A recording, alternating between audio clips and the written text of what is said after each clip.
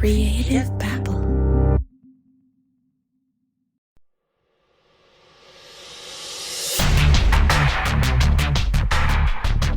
This podcast contains disturbing and violent content. Listener discretion is advised. Previously on Criminal Conduct. A new witness emerges who says that Jeremy was angry towards Michelle just days after her death. I asked him if he was all right, and he was just like, fuck that bitch, she deserved what she got. And Eli Washtock discovered what he believed was never before examined evidence. He says to me, this is a bombshell. When Sheriff Shore gets this is going to really get him upset.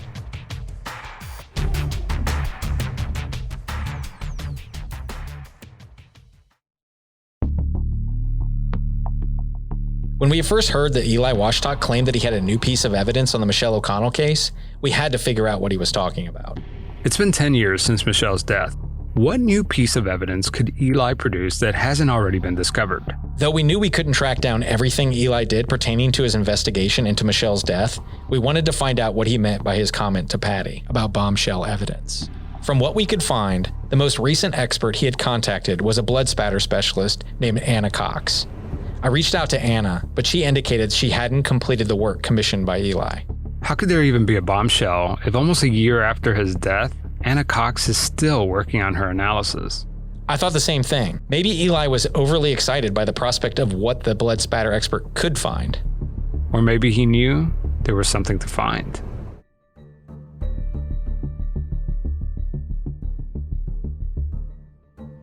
John, it's been almost a year since we started reporting on this case. You've contacted Anna Cox, and she indicated that she was going to complete her report, which Eli had already paid for.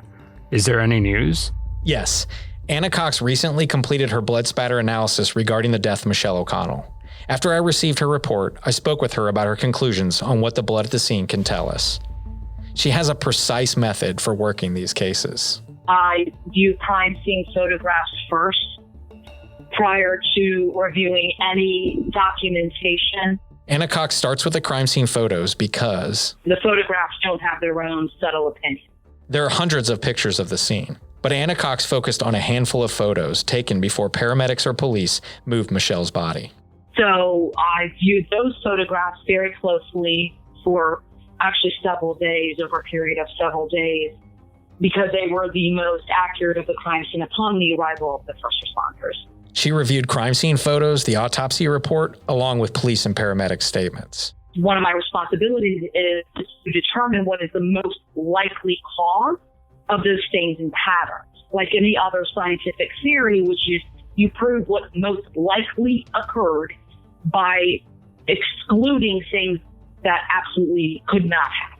Because blood spatter experts can't control variables within a crime scene, their conclusions are less precise. They utilize phrases such as most likely or more consistent with, rather than more definitive statements. My biggest question is, did she see any blood on the gun? Anna Cox did identify blood on Jeremy's duty weapon. Well, that's interesting, because Agent Rusty Rogers sent the gun for forensic testing, and it came back free of blood. Now, you and I have both looked at the photos of the gun, and it appears like it has dried blood on it. I can't reconcile this discrepancy. I can't see how FDLE concluded there was no blood on the gun. According to Anna Cox, there was only blood in one place, on the tactical light on the side of the gun. So how does she explain how the blood got on the gun? I asked Anna Cox this same question. Is there any kind of conclusions or opinions you can make about where the blood is on the gun and why there wouldn't be blood other places if in fact it did result from the gunshot itself? This is a tough question.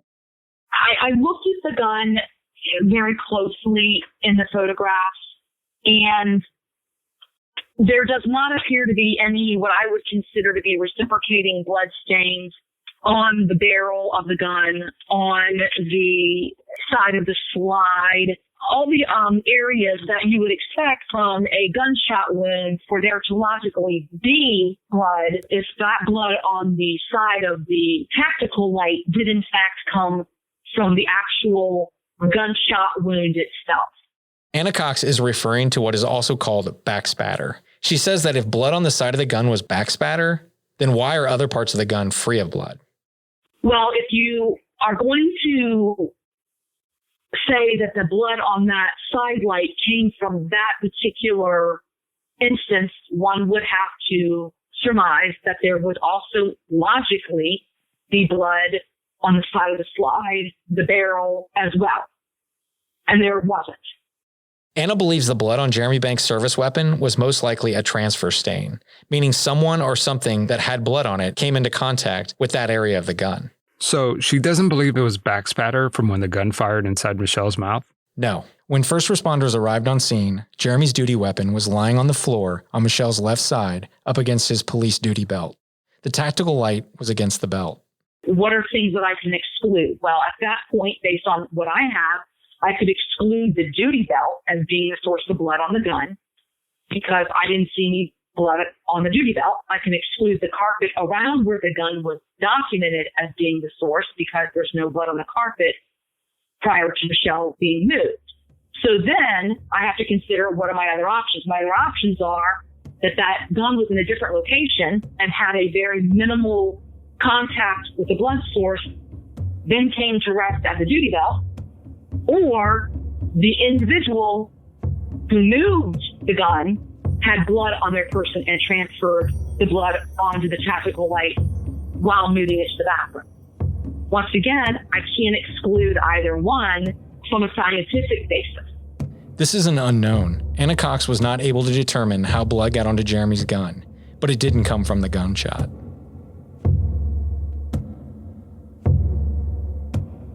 Let's talk about the yellow shirt that Jeremy wore on the night of Michelle's death. If you recall, FDLE agent Rusty Rogers told the St. John Sheriff's Office that there were 2 blood spots on his shirt that represented high-impact blood spatter. This claim ultimately resulted in Sheriff Shore placing Jeremy Banks on administrative leave until the conclusion of FDLE's investigation. In Anna Cox's report, she indicated that from the pictures, she could not determine whether or not it was blood spatter or a transfer stain. The impression that I got when I looked directly at this photograph of the shirt, I didn't see any additional stains other than the original 2 that had been marked. 2 stains do not a pattern make for spatter. I didn't see any indication there was any other areas of blood on that shirt except for 2 single stains.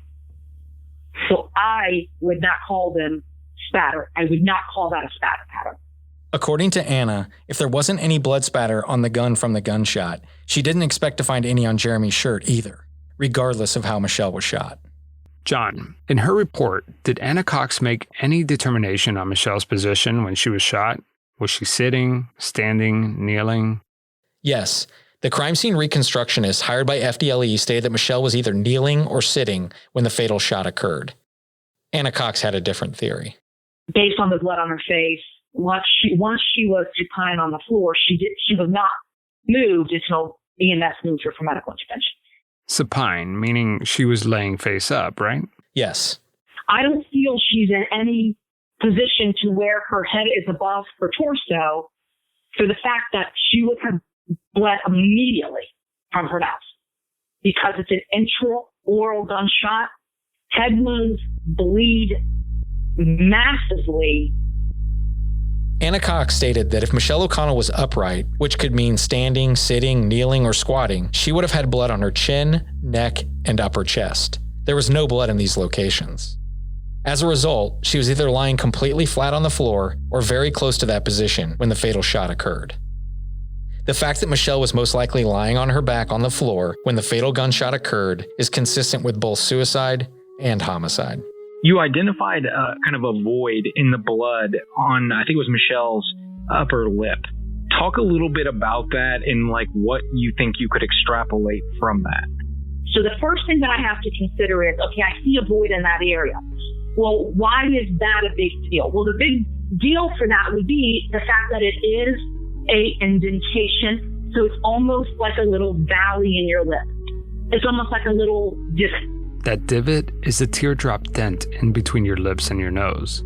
So blood, because it is a liquid, will logically flow out of the nostrils. And where is it going to go? To a path of least resistance. And we did have blood flow from both of her nostrils. So what that tells me is there has been some type of interruption to that blood pooling in that divot. Why wouldn't there be blood in the lower divot-like area if there was blood all around it? And what could have caused that? Michelle had blood flowing out of her nose and mouth everywhere except this tiny spot. Was there something in the way of that divot that did not allow blood to flow in that divot, that particular item received the blood and was then removed, therefore removing the actual blood and leaving just a minor transfer behind? This is another unknown in the case, as Anna Cox could not determine why there was no blood where there should be blood.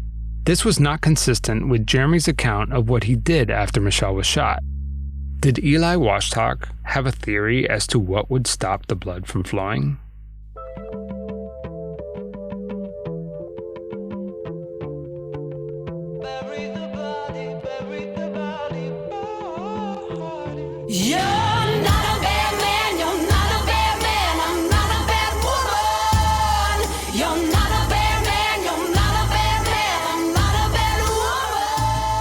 From the creators of Twisted and Pretend, this is Criminal Conduct Season 1, an investigative podcast looking into the death of Michelle O'Connell and the murder of Eli Washtock.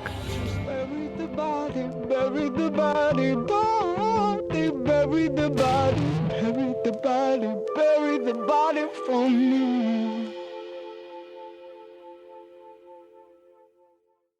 You know, producing a true crime podcast, especially like Criminal Conduct, where it involves multiple episodes and you're unraveling this really complicated story, it's a lot like building a puzzle. You start thinking it's one thing and then it unfolds into something else. Well, guess what? Now there is this game that I've been playing with my family called Odd Pieces. It's a jigsaw puzzle. But instead of just building a pretty picture or a nice, beautiful scene, you are actually solving a mystery. So each piece you lay down reveals another clue, and you are basically the detective. I'm telling you, this took puzzles to a whole new level. And if you are looking for a cool gift idea, I'm telling you, this one is it. Go to oddpieces.com/criminal and use the code CRIMINAL at checkout for an exclusive 15% off your entire Odd Pieces order. I'm telling you, this is not an ordinary puzzle. Ordinary puzzles are boring. Try Mystery Puzzles by Odd Pieces. These puzzles will blow your mind and transport you to a world of endless possibilities. It's like watching a movie and anticipating what the cliff-hanging plot twist is going to be. But instead of watching a movie, you're actually spending quality time with your friends and your family, and you get to see the mystery unravel before your very eyes. Go to oddpieces.com/criminal and use code CRIMINAL at checkout for an exclusive 15% off your entire Odd Pieces order. That's oddpieces.com/criminal. Use code CRIMINAL at checkout.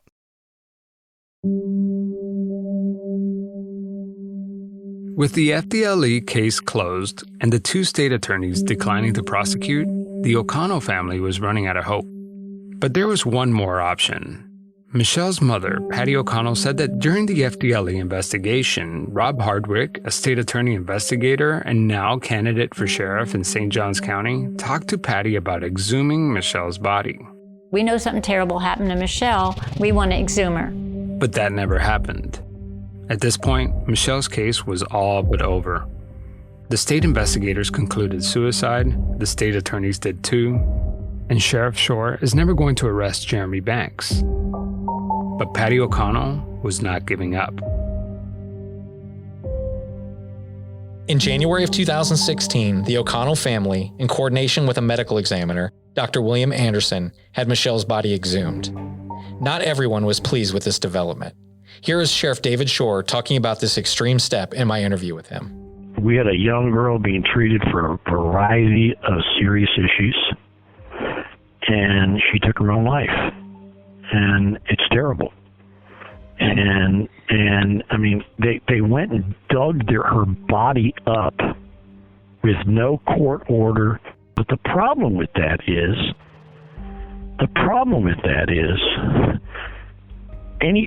you couldn't exhume the body after that because there was no official involvement. They hired some medical examiner, former medical examiner or something.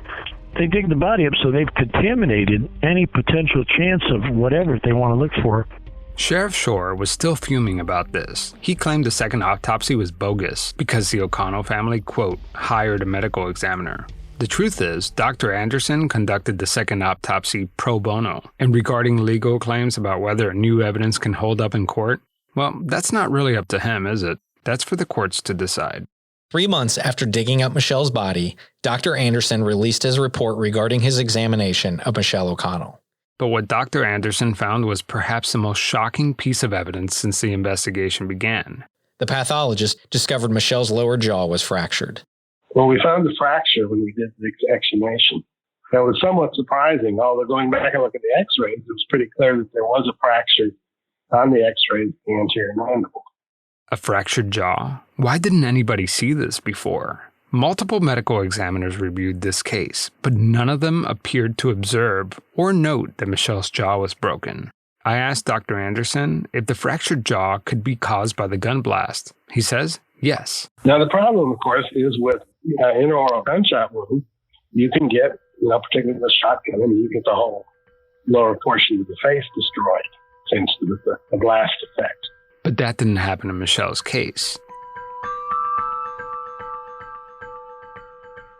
Something else no other medical examiner seemed to find noteworthy was the positioning of Michelle's tongue at the time of the gunshot. And if you look at the pictures of the tongue, it has to be basically in a flexed position, if you will, the tip down and the tongue retracted back.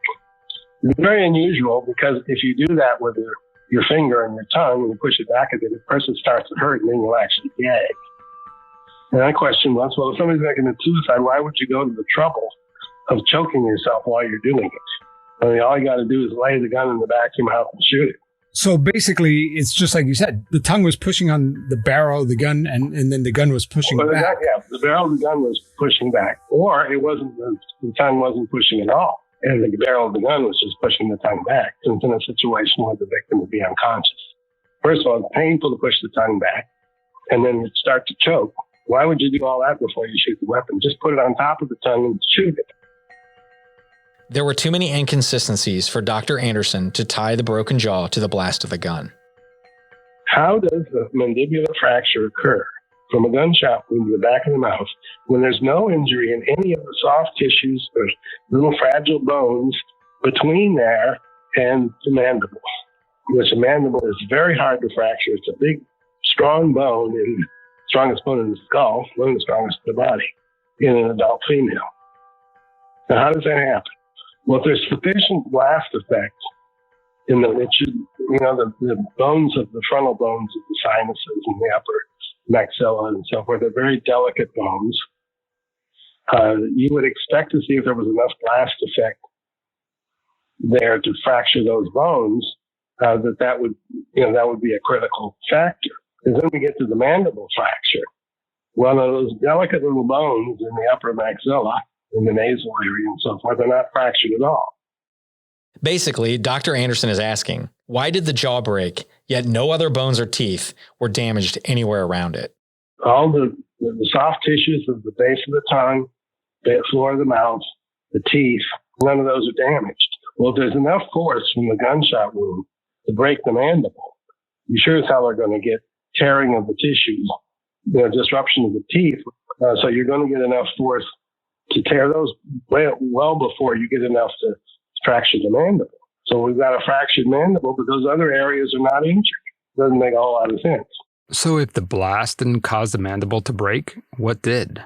So the only other explanation is that was a separate force that caused the mandibular fracture.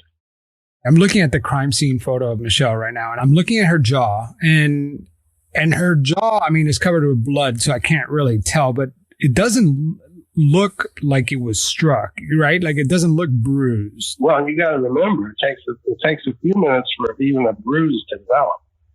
And if she's hit immediately when we did the exhumation, we saw some reddish coloration around that area, which would mean there was some blood there.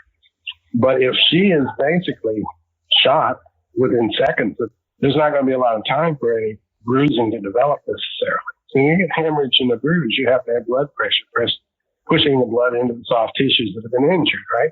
So you got to have blood pressure. If the blood pressure suddenly stops, like the brain is destroyed, the brainstem is destroyed, and the heart stops, you're not going to have time to just basically see any bruising developing. Michelle wasn't dead when the paramedics arrived, so she had a weak pulse, but perhaps it was too weak to cause the soft tissue to bruise. And can I ask you, is it possible that maybe she fractured her mandible like earlier on in her life? Oh, no, it's a fresh fracture. There's no healing.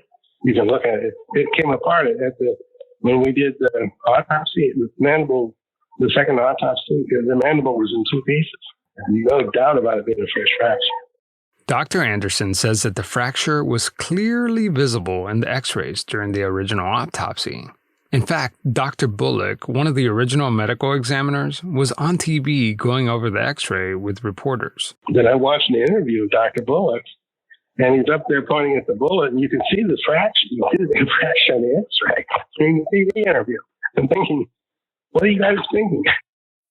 I'm looking at the x-ray right now, but I'm not sure what I'm looking at. Anyway, it's a little irregular line, just slightly to, almost in the midline, just slightly, I think, to her left of midline.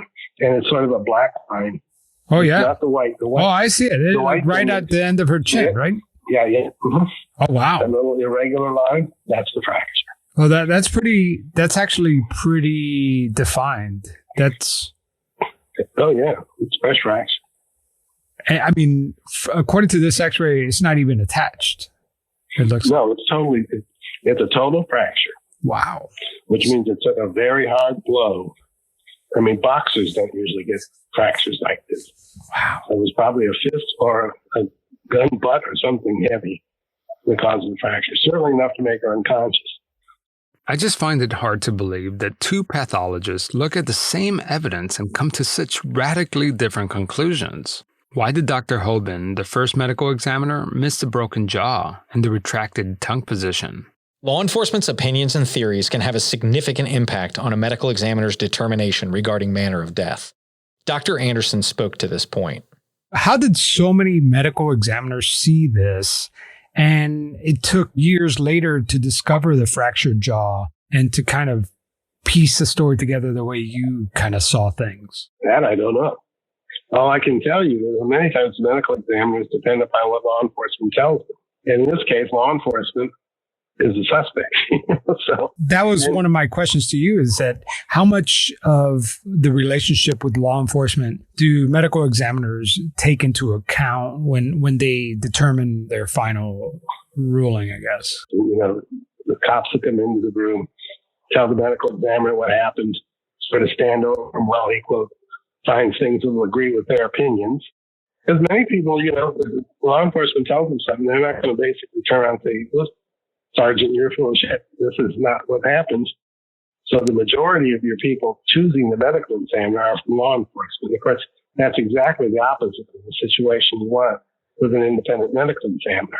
You do not want the science to be influenced up front. One of the things that really puzzles me about this case is that this is an intraoral gunshot wound. And how common is that in a homicide case? Well, if you got an unconscious victim and want to make it look like a suicide, it's a very good way to do it once they're unconscious. The fact that the gunshot was intraoral is, in my opinion, the strongest evidence of suicide in this case. Yet Michelle O'Connell had a broken jaw, and if that occurred just prior to the gunshot, it could have easily rendered her unconscious. The fractured jaw is a huge deal, but Dr. Anderson's finding didn't seem to sway Sheriff Shore. We actually interviewed Sheriff Shore of St. Johns County, and he wrote an extensive report on this, and he adamantly defends Jeremy Banks and says, listen, we've had 3 medical examiners look at this, and all 3 of them have concluded suicide. So you're really the outlier here. What do you have to say about that?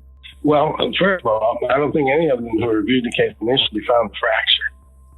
We were the first ones that did find the fracture. You know, that you have a second injury, which totally changes the picture. Shore's dismissal of this new evidence rubbed Dr. Anderson the wrong way. I was medical examiner in Orange County for 12 years, and we probably prosecuted successfully in the neighborhood of 200 or 300 homicides. And I've never had one of these people would say, well, you don't know what you're talking about. My reaction is, well, you better call the state attorney down there because you got 200 or 300 people in jail that shouldn't be there. So this one time, if it happens to disagree with you, you suddenly don't agree. But the facts are the facts. The other criticism that Sheriff Shore says, exhuming her body and doing all this, it jeopardizes any future investigation or prosecution. Well, he didn't ask me. Yeah. I was medical examiner, for over 10 years in Orange County. We prosecuted everybody. Yeah. He hasn't called me and asked me. We were very successful in prosecuting people because we did the forensic evidence and we didn't come up with a bunch of BS. Yeah. But I believe if he wants to take it to the jury, I believe we've got enough evidence to convict somebody. Yeah. So have him call me. Javier asked Dr. Anderson about his conclusion regarding manner of death. It's still not consistent with suicide at all. It's most consistent with a homicide. There was no reason to kill herself. She's ready to leave. She's packing up to run away from your boyfriend is usually not the time when you commit suicide. So in your book, there is no room for suicide here. Well, in my opinion, no. Too many unexplained things. Too many things are not consistent with suicide. People commit suicide, put the gun in their mouth and fire it. They don't lay down, force the gun back against their tongue after turning it upside down so they pull it with the trigger, and then have no explanation for why there's a fracture. Dr. Anderson says if Jeremy didn't shoot Michelle, someone else did. I would like to see it prosecuted. Somebody, if it wasn't Banks, somebody shot her. If it was a stranger hiding in the hallway, and Jeremy ought to be interested in finding the guy. There was little official reaction to the new findings. 2 complaints were submitted against the initial medical examiner, Dr. Frederick Hoban, and Dr. Predrag Bullock, the medical examiner who theorized that Michelle shot herself with the gun upside down. The complaints concerned the medical examiner's office allowing an unauthorized individual to view Michelle O'Connell's autopsy photos without the immediate family's permission, improperly storing official medical records, and failing to properly review Michelle O'Connell's death. The governing body created a probable cause panel to review and investigate the allegations. Dr. Holben, who conducted the initial autopsy, never once identified Michelle's broken jaw in his autopsy report. One panel member pointed out that by excluding the injury in the autopsy report, it was highly unlikely that law enforcement or prosecutors would ever become aware of this injury. Regardless, the review panel found that since Dr. Holben took the x-rays of Michelle's jaw, he properly documented the injury. In February of 2017, the panel made several determinations.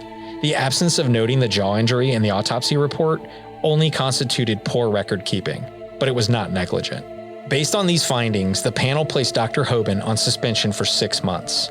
For Dr. Bullock's supervisory role with regard to the identified issues, the panel only issued him a written reprimand.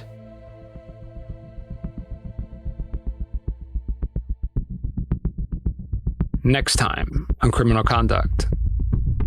We visited Eli Washtock's condo near St. Augustine, Florida, to figure out how the killer was able to get into his condo. We spoke with one of the guards. Hey, we're doing a podcast. Were you working when his murder occurred? There's only 2 possibilities. The killer either got through security that night or was already inside. Also, John travels to Wisconsin to learn more about Eli Washtock's past. My brother, he'll puff up his chest and do what's right. I mean, he defends. Yeah, absolutely. Yes, he would defend anybody close to him. Only 2 more episodes left. That's next week on Criminal Conduct.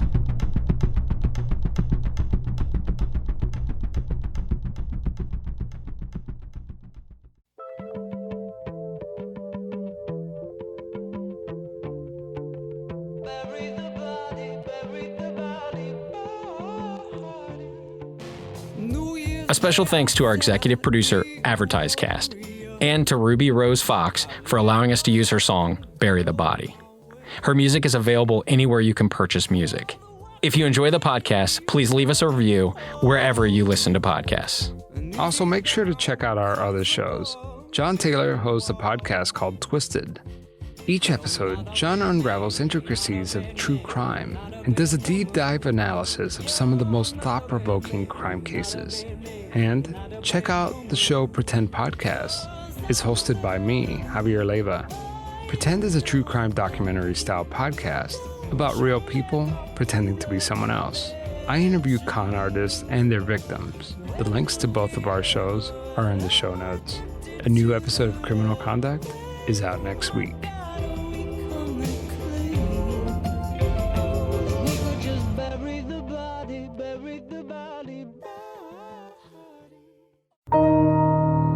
Mens rea is the legal principle of criminal intent. It means literally the guilty mind. Join me, Sinead, every fortnight to discuss Ireland and the UK's most heinous crimes and the court cases that followed. Do you want to know more about a kink killing in Dublin in 2012? Or serial killers in Scotland? Whatever your guilty pleasure, you'll find it and all the details with me. Find Mens Rea wherever you get your podcasts.